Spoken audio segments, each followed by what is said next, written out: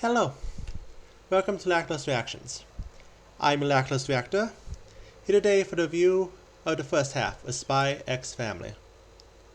It's a show which is starting in first place for Anime of the Year, and unless Overlord or Don Machi really end up bringing it, it's not going to be a position it's going to lose easily. So we can skip the typical did I like this or not because I did, and get to the important part of the review. The best way to talk about SpyXFamily is going to be going through the characters, one by one. So let's start with our main character, Twilgiht. The master spy, the man with thousands of faces, the #1 enemy of the intelligence community. We get right away that there is nothing that Twilgiht cannot do, and that he will succeed in Operation Strix in the end, no matter what curveballs are thrown at him. But then he has to get a child. And this is where our story changes, in two ways. First, he needs to rely on someone else. His mission success is relying not on his abilities, but that of a 4/6-year-old girl. And while he is skilled enough to forge his way forward if needed, he does not. He actually takes the time to teach the girl, and more. We all remember the castle. And slowly, the mantra of "for the mission" is being thrown around for every time he goes to buy her some candy. And let us not forget the single best Twilight moment so far. Him actually losing his calm and breaking the table when that scumbag made Anya cry. And then he has to get a wife. And so he picks Yuri. Of the triangle, I would have to say this is the leg we have seen the least of, but Yuri presents Twilight something he has experienced thousands of times for the first time. Trick a girl into being your love? Psst, basic spy stuff. But this is not an airheaded heiress, nor someone too consumed with the sound of their own voice to notice when he is preoccupied with his spy work and manipulating them. Instead is a woman who truly enjoys his company, who, even if the family is fake, still wants to be the best parent she can be, and who works to ensure Twilight is too. And so instead of a simple honey trap, they have the first real relationship either of them have ever had. Twilight at his heart has always done his spy work because he wants peace in the world. He wants children to be able to smile. But so far he has always achieved this ideal from a distance.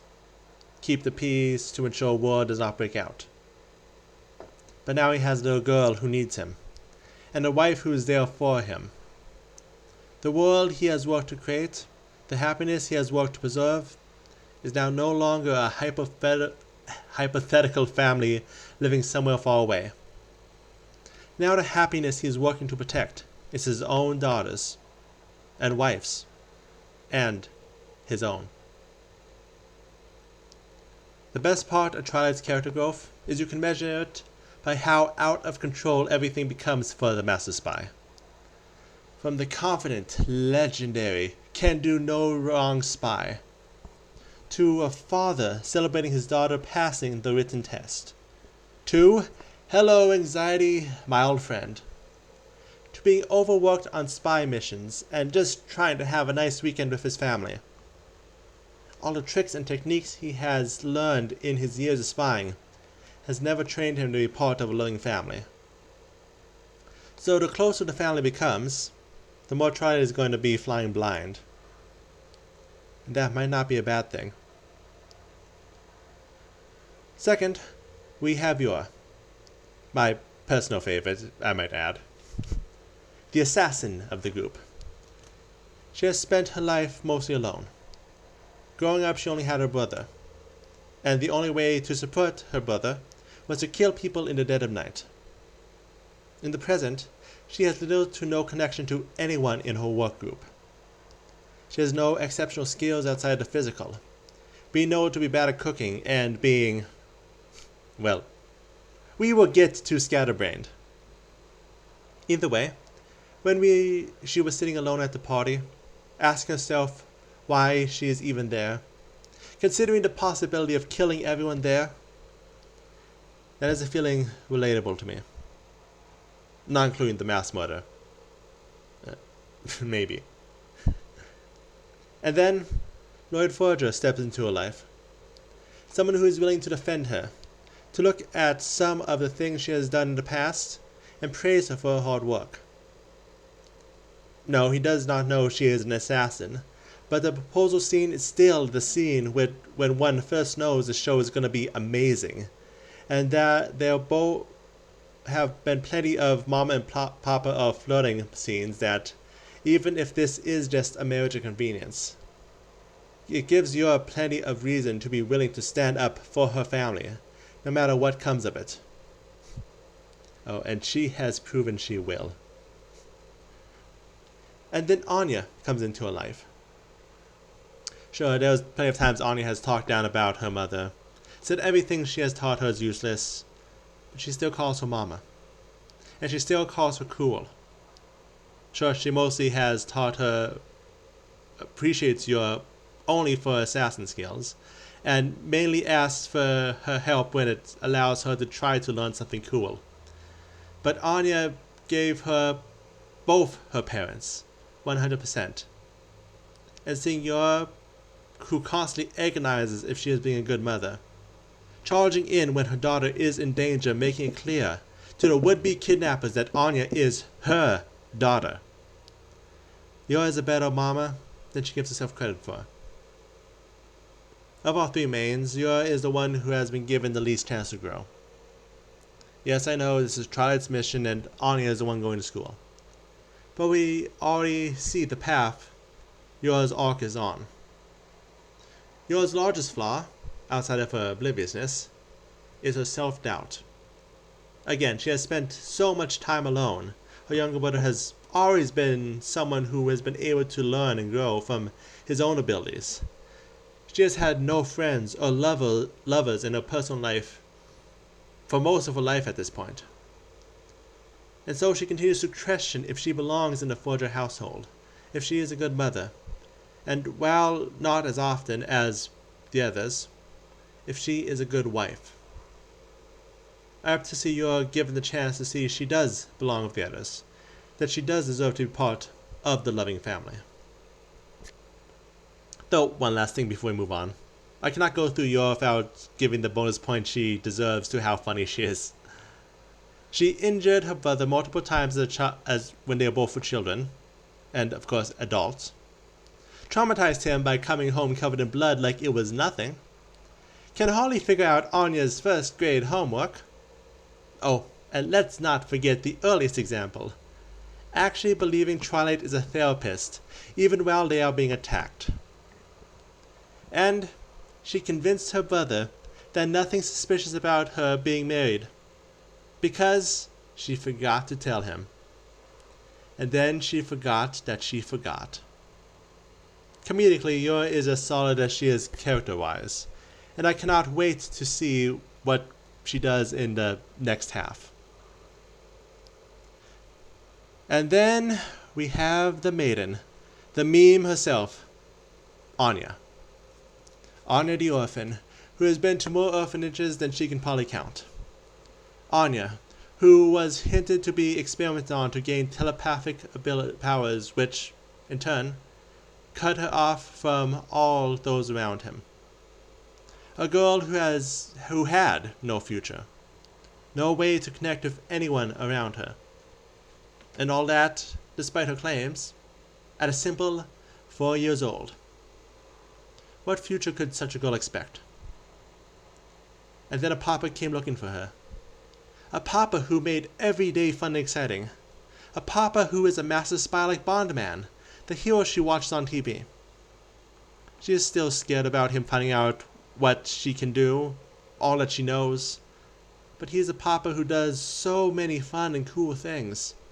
He goes on secret missions. He plays with Anya in the large castle. And while he is a liar, he is a cool liar. And her life is turned around because a girl who was repeatedly abandoned finds a place where she belongs, a mission/game she can play, and her every day of nothing becomes a family. And then she gets a mama. A mama who fails a lot. A mama who Anya cannot trust with advice of. But a mama who is just as cool as a papa. When bad men come to kidnap Anya, her mama comes and scares them away. When Anya wants to learn to be stronger, her mama is there, trying to teach her how to throw the dodgeball in the kill technique. Sure, Anya may be more of a daddy's girl, and may not always be the nicest to Yuri, but she knows she is able to turn to her mama if she needs help, even if the advice ends up being wrong. One of the parts that allows Anya to shine as a character is just how imperfect she is. She is all-seeing, the all-knowing only person in the plot who knows the very small pieces at play. But she is 4 years old. Despite knowing her parents are a spy and an assassin, she is not going to see anything beyond that it's a fun game, despite being able to leverage her woes to secretly help with her powers. She's not going to be the best at school, especially since she tries to cheat with her powers in order to not study, which is currently not working and has led to tension for Papa. She tries to get along with Damien for world peace, but she cannot make it work because she just doesn't like Damien. Anya, the most powerful member of the cast, is not overpowered. For Anya's character development, we have only seen pieces. But it is going to be to learn, to grow, to find what she is good at, and not feeling like she is failing her papa by not getting good grades. The entire mission relies on her collecting 8 Stella, and we all know she is not going to get them all by saving children from pools. That was a great scene and Anya deserves all the praise in the world for it, but it's not going to be the end goal. She has learned she can use her telepathy for good, but she still needs to find something she, telepathy and all, can be good at as she grows. And I can say with all my heart, I look forward to Anya getting her 2nd Stella, to see how much she has grown by that point. Of course, we have plenty of good characters outside of the main 3. First and foremost among them, the closest thing we have to a 4th main character so far. Damien. Scion Boy, the 2nd son of Twilgihit's target, and the greatest rival Anya currently has. It was great when we first met him and all we saw was the typical 2D bully character.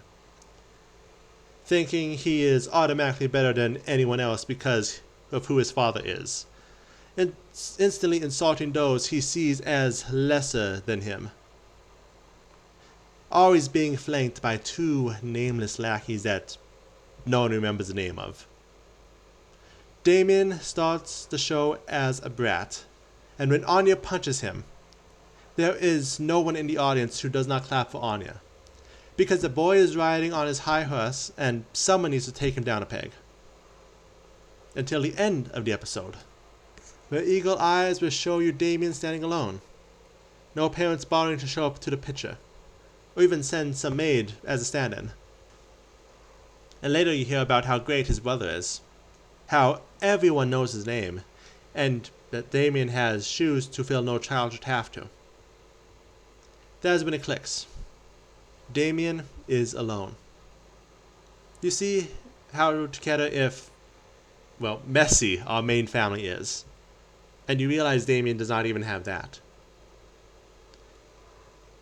He is how he is, not because he is some 2-dimensional villain whose only purpose is to stand in Anya's way, and indirectly Twilight's, but someone who has been irreparably hurt by those who should have been there for him.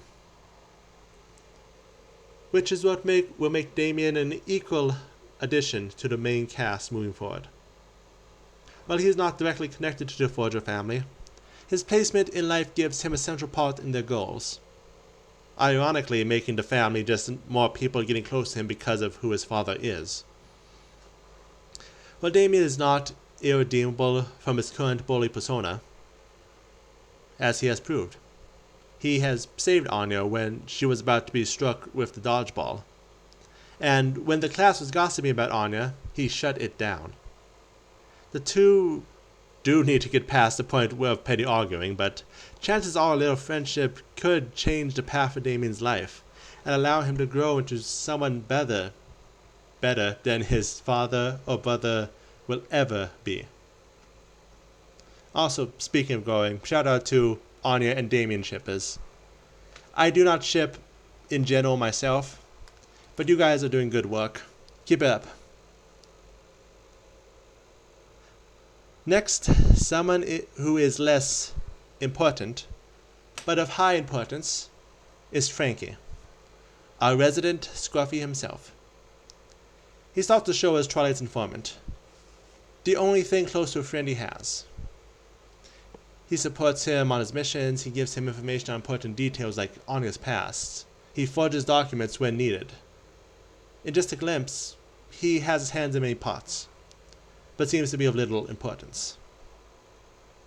Then we have Anya and her castle, a situation he acts as the catalyst of, and he enjoys every minute of messing with his friend, fully going in on Anya's side and playing the part of the evil leader. Which again, some might see him as not as important, just being the one there to be the drunk friend pushing things a little too far. But that in turn is what makes him important. He is the one who pushes Anya's dreams onto Twilight, escalating the small tantrum to the point where Twilight needs to commandeer a castle and every spy in the country to satisfy Anya. And he became the one responsible for turning a silly childhood dream into a night Anya will never forget. I think what makes Franky a great character, and will continue to make him a good character moving forward, is that he's the opposite of the others. He is not meant to grow. He is made to be a consistent character, a generally greedy, generally free-spirited sidekick to Twilight.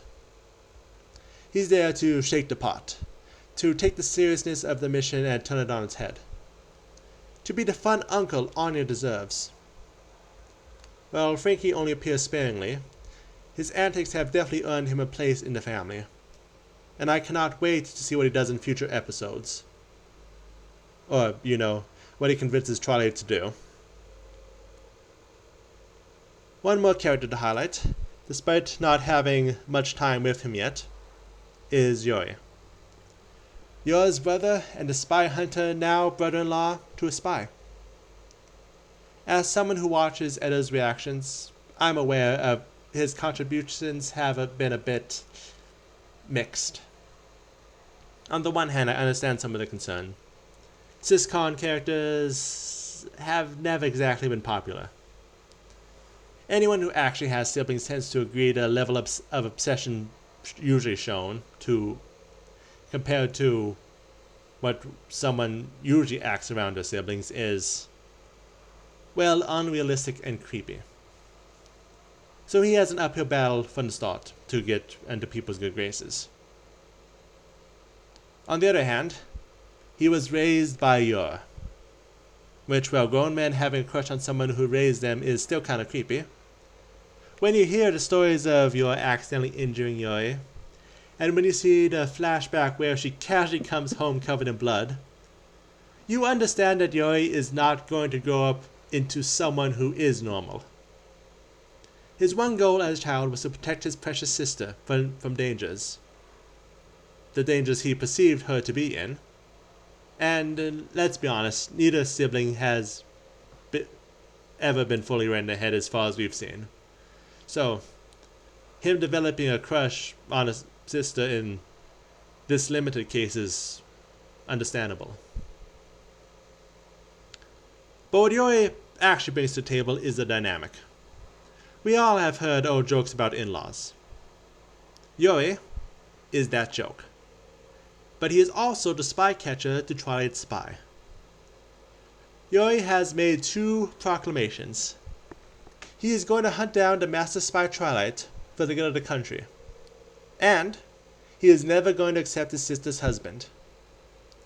Bushere the cis-con, and Twilight has his first ineffectual arch-nemesis. regardless of what one thinks of Yuri, when he and Twilgiht do clash in the future, either in their minds or at the Forger house, it will be entertaining. But as good as the characters are alone, what literally makes a show is the characters together. I watch plenty of shows with shallow power friendship messages that do not mean anything when it is actually fueled by protagonist power. No examples today, I want to live. I have seen shows which merely focus on one character and do amazing jobs at it. One example of the latter I can think of is Miracle-chan, which I reacted to a few months back. Yes, it did have many instances where she was standing up and trying to help her friends, but the main core of the show is that she could see spirits and how she reacts to the creatures around her. In SpyXFamily, the characters are good, not just alone, but together. If they did not have any of the others, they would still be fundamentally the same people as they started. Which, considering how interesting all of them are, that might have worked, having us shows where each is a solo protagonist. But they are not alone. They are a family, and struggling to be a family. Struggling with having these two people they barely know suddenly being part of their family. Struggling with actually loving and being loved. And already they have taken a few steps along the road of their character development. But the path is long and filled with hijinks, and I cannot wait to see where it takes the Forger family next. So that is my impressions and gushing of SpyXFamily's first half. What about the plot, you say? Overall, the plot is just an excuse for comedic situations, heartwarming moments, and the occasional action. If you are not here for either the found family or Anya's troll face, well, you will still likely enjoy it, but probably not to the fullest. Either way, I can tell you which show I am going to be watching this winter when it rolls around again. And I hope some of you will be there to watch it with me. I said winter, but I believe it's fall. Anyway, that is my review for today, so thank you all for coming.